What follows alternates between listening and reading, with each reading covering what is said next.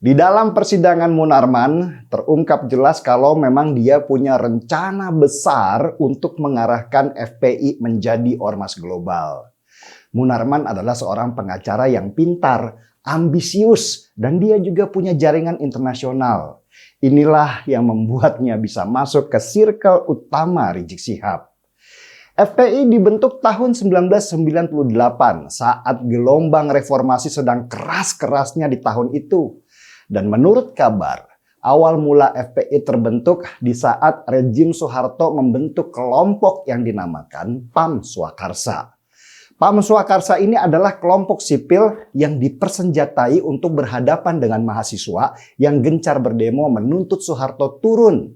Dari PAM Swakarsa ini lahirlah ide untuk melahirkan Front Pembela Islam, sebuah organisasi berbaju agama yang ditujukan untuk menegakkan syariat Islam di Indonesia. Pada awalnya, periuk nasi FPI didapat dari memeras tempat hiburan malam. Tempat hiburan malam di Jakarta harus setor ke FPI kalau mereka tidak mau digeruduk oleh ormas. Semakin lama, semakin banyak pasukan yang bergabung, maka kebutuhan FPI supaya organisasi tetap berjalan juga semakin tinggi. Mereka nggak bisa lagi mengandalkan pemerasan tempat hiburan malam karena harus berkompetisi dengan ormas-ormas lain, juga para preman. Maka FPI masuk ke politik dengan menawarkan massa mereka ke partai atau politikus sebagai tenaga harian demo ataupun untuk meraih suara. Cara FPI menjual namanya adalah dengan melakukan banyak kekerasan atas nama agama supaya terus-menerus menjadi berita. Era pemerintahan SBY menjadi ladang subur untuk FPI berkembang karena SBY menerapkan konsep banyak teman dan tidak ada musuh. Ini konsep cari aman dengan mengontrol ormas lewat bantuan sosial supaya mereka tetap sejalan dengan pemerintahan SBY. Nah, pada masa itulah Munarman masuk ke FPI. Dia masuk dengan sejumlah tawaran untuk menjadikan FPI besar, berpengaruh, dan punya jaringan internasional yang berarti juga bisa mendapatkan fund yang sangat besar. Dari mana sih dana internasional itu? Nah, ini gilanya. Munarman bisa masuk ke ISIS lewat jaringan internasionalnya. Munarman mungkin terinspirasi dengan Boko Haram, kelompok teroris di Nigeria. Boko Haram itu dulu mirip FPI, cuman ormas lokal. Tetapi sesudah bersentuhan dengan ISIS, mereka menjadi besar karena punya logistik yang tidak terbatas. Maka dengan cepatlah Munarman disukai oleh Rizik Syihab sebagai pimpinan FPI. Rizik Syihab ini menganut penyakit kejiwaan, namanya megalomania atau keinginan untuk narsis yang sangat kuat. Buat Rizik, kekuasaan adalah segalanya dan harus diraih dengan segala cara. Rizik dan Munarman saling membutuhkan dan ini membuat para habaib yang awal mulanya dekat dengan Rizik menjadi tersingkirkan. Yang pertama dilakukan Munarman adalah membangun citra FPI sebagai organisasi agama yang keras. Kebrutalan ini penting buat Munarman supaya ISIS internasional bisa melihat apa yang mereka lakukan. Dan sesudah akhirnya FPI diakui, maka Munarman melakukan step yang kedua, yaitu bayat kepada ISIS. Konsep bayat atau pengukuhan sebagai anggota ISIS ini penting sekali. Karena dengan begitu FPI akan diakui sebagai ISIS cabang Indonesia.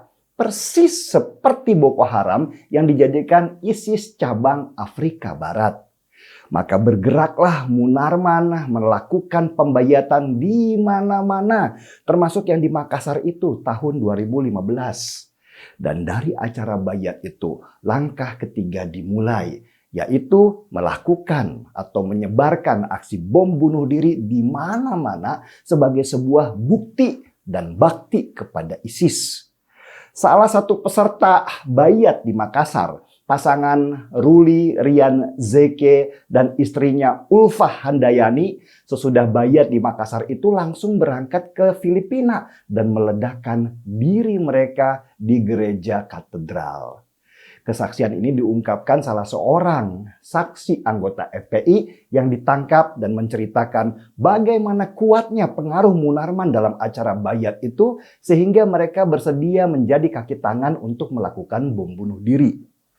Munarman juga membentuk pasukan yang dinamakan Laskar di dalam tubuh FPI. Ingat peristiwa penembakan di kilometer 50 yang menewaskan 6 orang anggota FPI? Mereka adalah bagian Laskar yang dibentuk oleh Munarman dengan ideologi mati melindungi pimpinan.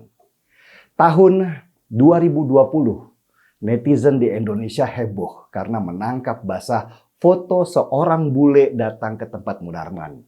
Bule ini ternyata adalah intelijen dari Kedubes Jerman. Ributlah media sosial. Ada urusan apa Munarman dengan intelijen Kedubes Jerman? Banyak yang mengaitkan kedatangan intelijen Jerman itu adalah bagian dari rencana Munarman untuk mendapatkan dana dari ISIS. Jerman memang sejak lama diisukan terlibat dalam pembentukan ISIS untuk menyerang Irak dan Suriah. Tapi Kedubes Jerman cuci tangan dan bicara ke publik kalau intelijen itu menemui Munarman atas inisiatifnya sendiri, bukan atas perintah Kedubes.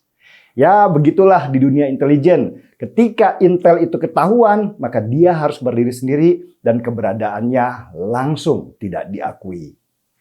Ada analisa menarik dari seorang teman yang mengamati kasus Munarman ini.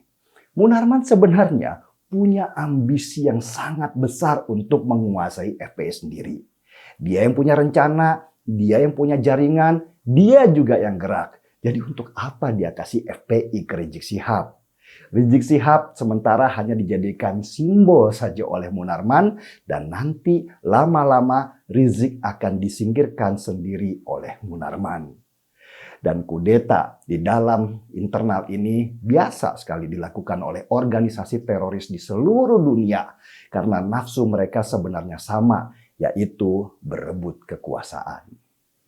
Yang saya khawatirkan sebenarnya adalah di persidangan nanti Munarman akan divonis ringan oleh hakim karena tidak mengetahui gambar besar dari apa yang dilakukan Munarman. Munarman harus diakui adalah pengacara handal.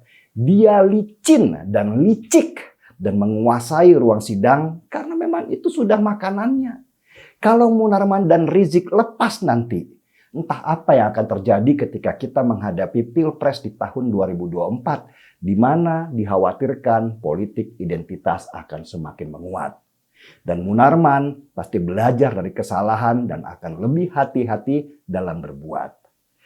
Dalam hal terorisme di negeri ini, seharusnya polisi, jaksa, dan hakim punya satu pandangan. Kalau kelompok-kelompok seperti ini harus dihukum sekeras-kerasnya. Dan kalau perlu dihukum mati sekalian. Karena tidak layak mempertaruhkan negara ini demi seorang Rizik, demi seorang Munarman yang punya potensi membuat kerusuhan. Kita seruput kopinya dulu.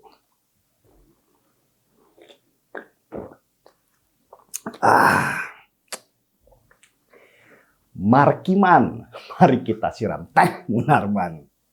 Saya Denny Siregar, kita di acara Timeline.